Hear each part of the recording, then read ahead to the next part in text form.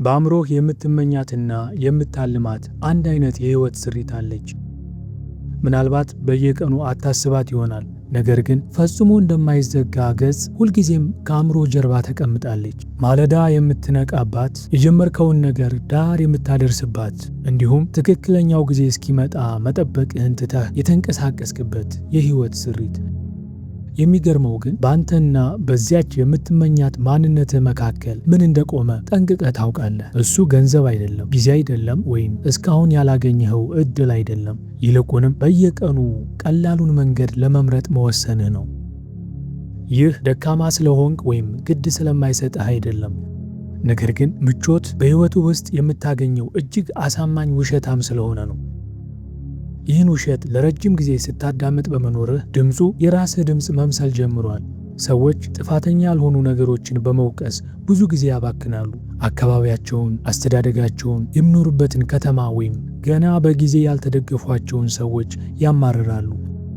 እውነቱን ለመናገር ከእነዚህ ምክንያቶች መካከል አንዳንዶቹ እውነት ሊሆኑ ይችላሉ። ሕይወት ፍትሐዊ አይደለችም። ሁሉም ሰው ደግሞ ከእኩል መስመር አይነሳም። ነገር ግን እውነተኛ ለውጥ ባመጡ ሰዎች ላይ ያስተዋልኩት አንድ ነገር አለ። ሁሉም ውጫዊ ምክንያቶችን መደርደር ትተው ወደ ውስጣቸው መመልከት የጀመሩበት አንድ ደረጃ ላይ ደርሰዋል። ይህ ደግሞ እንዲሁ በደፈናው ራስህን ውደድ በሚለው አይነት ስሜት ሳይሆን እጅግ እውነተኛና ግልጽ በሆነ መንገድ ነው። ይህ አይነቱ እውነተኛነት ለመቀበል ይከብዳል። ምክንያቱም አብዛኛዎቻችን የቆምነው በደረሰብን ነገር ሳይሆን ራሳችንን ከምቾት ማጣት ለመጠበቅ ብለን በገነባነው ሕይወት ምክንያት ነው። ለጊዜው የመረጥነው ሕይወት ምቹ እና ምክንያታዊ እንደሆነ ሊሰማን ይችላል። ነገር ግን በጥልቀት ስታየው በውስጥህ ምንም እየተንቀሳቀስክ እንዳልሆነ ይታወቃል። ባለህበት ረግተህ በቆየ ቁጥር ደግሞ መንቀሳቀስ ምን እንደሚመስል ማስታወሱ ይበልጥ እየከበደ ይሄዳል። ምቾት በአንዴና በታላቅ ድምፅ አያጠፋም። ይልቁንም ውሃ በሂደት ድንጋይን እንደሚሰረስረው ሁሉ በኃይል ሳይሆን በትዕግስትና በመደጋገም ቀስ በቀስ ያዳክመሃል። በየማለዳው የማንቂያ ደወልህን አጥፍተህ ስተኛ በሚቀጥለው ጊዜም ያንን ለማድረግ ይበልጥ ይቀልሃል። አስቸጋሪ ውይይቶችን በሸሸ ቁጥር ቀጣዩ ውይይት ይበልጥ የማይቻል ይመስልሃል። ስራህን ለቀጣይ ባሳለፍክ ቁጥር በአንተና በስራው መካከል ያለው ልዩነት እየሰፋ ይሄዳል።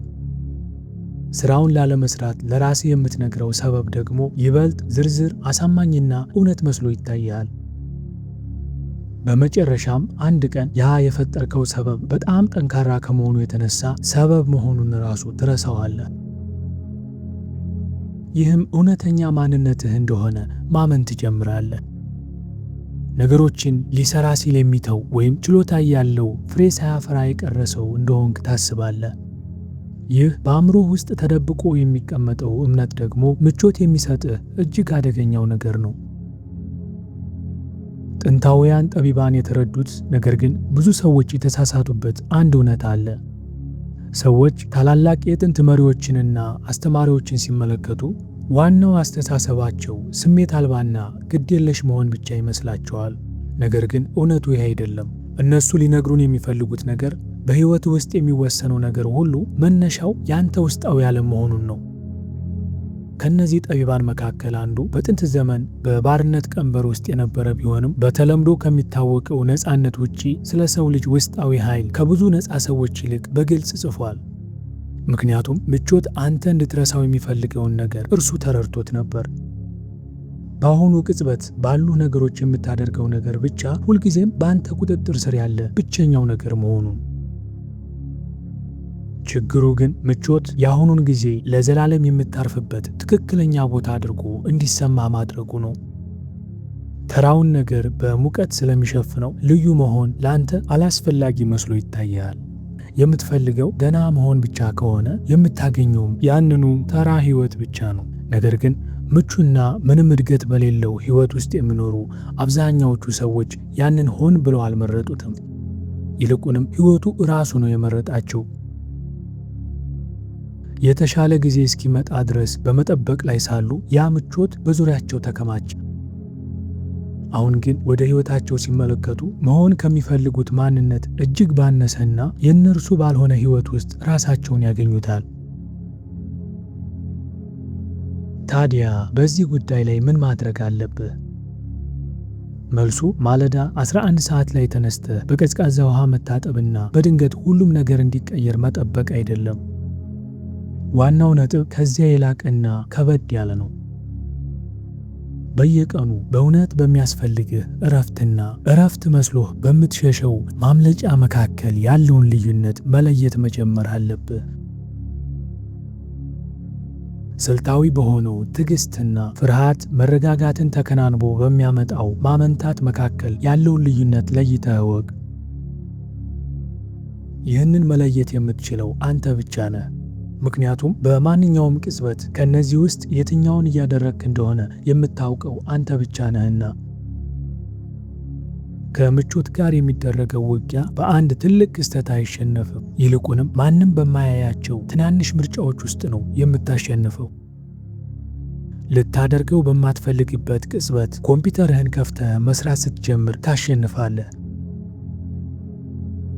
ለ3 ሳምንታት ያህል ያዘገየኸውን አስቸጋሪ ውይይት ፊት ለፊት ስታደርግ ታሸንፋለህ። ከባድ የሆነውን መንገድ የምትመርጠው የመስራት ስሜት ሞቲቬሽን ስላለህ አይደለም። የመስራት ስሜት ሞቲቬሽን አስተማማኝ እንዳልሆነ ማንኛውም እውነተኛ ነገር የገነባ ሰው ሁሉ ያውቀዋል። ነገር ግን የመረጥከው በአሁኑ ሰዓት ከሚሰማ ስሜት ይልቅ ወደፊት የምትሆንበት ማንነትህ ስለሚበልጥብህ ነው። የሰው ልጅ ችሎታ የሚታወቀው በፈተና ውስጥ ሲያልፍ ብቻ ነው። በአሁኑ ጊዜ በአእምሮህ የምታልመው ያ ጠንካራ ማንነትህ ገና አልተፈጠረም። ያ ማንነትህ የሚገነባው ወይም የሚሰራው በአሁኑ ሰዓት በሕይወትህ ውስጥ የሚያጋጥሙህን መሰናክሎች ለመጋፈጥ በምትወስነው ምርጫ ላይ ነው። ወደ ፈተናዎች በተጠጋ ቁጥር ያንን ጠንካራ ማንነትህን እየገነባኸው ነው። ወደ ምቾትህ በሸሸ ቁጥር ግን ማንነትህን እየናድከው ነው። የሚያሳዝነው ደግሞ ይህ መናድ የሚከናወነው በጣም በዝምታ ነው። ሲፈርስ አይሰማህም። በአንድ ቀን ጧት ስትነቃ ግን ቀድሞ የነበረህ ያ የውስጥህ እሳት ከበፊቱ ይልቅ እንደራቀ ታስተውላለህ። አልጠፋም፣ ግን ርቋል። ልክ ከቆምክበት ቦታ ሆነህ ልታየው እንደምትችል ነገር ግን ልትደርስበት እንደማትችለው ነገር።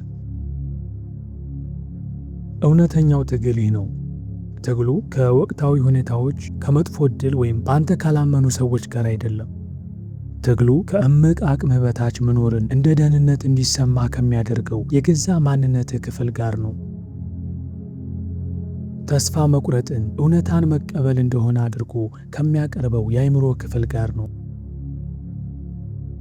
ማመንታትን ብልህነት፣ መሸሽን ደግሞ ራስን መንከባከብ ብሎ ከሚጠራው ክፍል ጋር ነው። ያ የአእምሮህ ክፍል በጣም ብልጥ ነው። ያንተን ቋንቋ ያውቃል። ባለህበት መቆየት የበሰለ ምርጫ እንዲመስልህ ምን ማለት እንዳለበት ጠንቅቆ ያውቃል። በየቀኑ ልትታገለው ይገባል። በቁጣ ወይም ራስህን በመቅጣት ሳይሆን እሱ ውሳኔዎችን እንዲወስንልህ ባለመፍቀድ በጸጥታና በጽናት እምቢ በማለት ነው። ምክንያቱም ያ የአእምሮህ ክፍል ፈጽሞ የማይነግርህ አንድ እውነት አለ። ሁልጊዜም ከምትሸሸው ምቾት ማጣት ማዶ በእውነት ያንተ የሆነው የሕይወት ስሪት ይጠብቅሃል።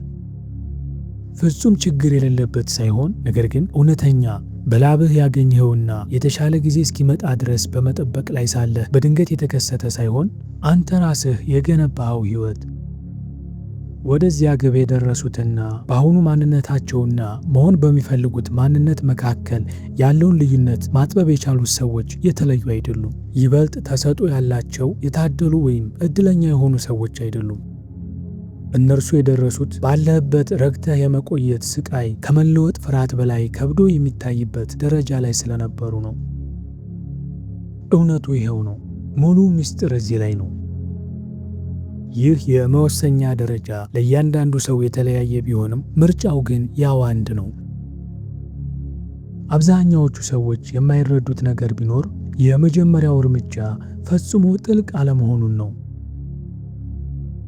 ሕይወት በአንዴ የሚቀየር ውሳኔ ወይም ትልቅ የታሪክ መታጠፊያ አይደለም። ባልፈለግክበት ሰዓት ዝም ብለህ ተቀምጠህ መስራት መጀመር ነው። አሁን የመስራት ስሜት ላይ አይደለሁም ብለህ ለራስህ ብትነግርም እንኳ ያንን ሥራ ለ20 ደቂቃ ያህል መስራት ነው።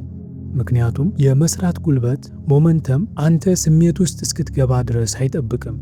የመስራት ጉልበት የሚገነባው ምንም አይነት ስሜት ሳይኖራቸው ስራ ላይ በሚገኙ ባልተመቸ ሰዓትና ስሜት ውስጥ ነው ስራቸውን በሚጀምሩና መስራት ከጀመሩ በኋላ ስሜታቸው እንደተቀየረ በተረዱ ሰዎች ነው።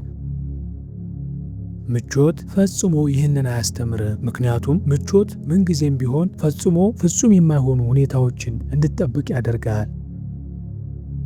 ምን ማድረግ እንዳለብህ አስቀድመህ ታውቃለህ። ካወቅከውም ቆይተሃል። ጥያቄው የማወቅ ወይም ያለማወቅ ጉዳይ ሆኖ አያውቅም። ጥያቄው ምቾት በአንተ ፈንታ ውሳኔ የሚሰጥበትን ባህሪ የምታቆምበት ቀን ዛሬ ነው ወይ የሚለው ብቻ ነው። አሁን ባለህበት በማንኛውም ተራ ቅጽበት ውሳኔን መወሰን አለብህ። ምክንያቱም ለውጥ ሁልጊዜም የሚጀምረው እዚያ ነው። በትልቅ የመነሳሳት ስሜት ውስጥ ሳይሆን ልክ አሁን እንዳለህበት ጸጥ ያለና ተራ በሆነ ቅጽበት ውስጥ ነው። በውስጥህ የሆነ ቦታ ከምቾትህ ከሰበቦችህና ከአሳማኝ ማብራሪያዎች ሁሉ ባሻገር ሁልጊዜ በመጠበቅ የሰለቸው አንድ ነገር አለ።